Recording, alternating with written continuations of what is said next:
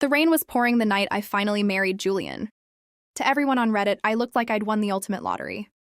I was a girl from a working class background who had somehow stumbled into a family with old money, a sprawling estate, and a last name that carried weight in every high society circle.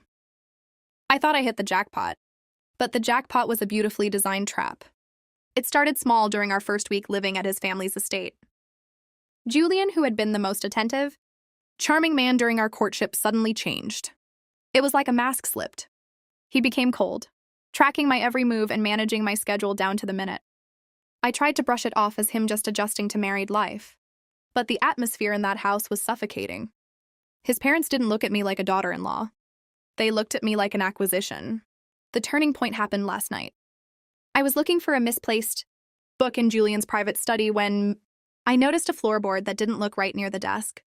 Underneath it was a thick manila folder. Inside wasn't financial documents or family history. It was a meticulous file on me.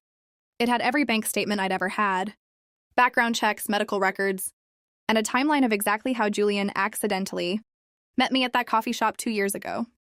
But the terrifying part was the legal paperwork at the bottom. It was a heavily structured trust agreement and a series of life insurance policies, all taken out in my name, with a clause that would transfer a massive sum of money and specific legal liabilities to Julian's family if I were to suffer a permanent medical incapacitation. Worse, there were notes on 2 other girls before me, girls who had also married into the family, who the public thought had simply divorced and moved abroad, but whose names were tied to massive financial payouts right before they vanished from the grid. Julian didn't marry me because he loved me. I was selected. I was brought into this family to be the perfect, unsuspecting fall person for a massive financial fraud scheme they'd been running for years.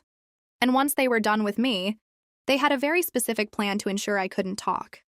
Julian wasn't the prize. He was the bait. I hear footsteps coming down the hallway right now. I've packed a single bag, hidden under the bed, and my phone is at 4%.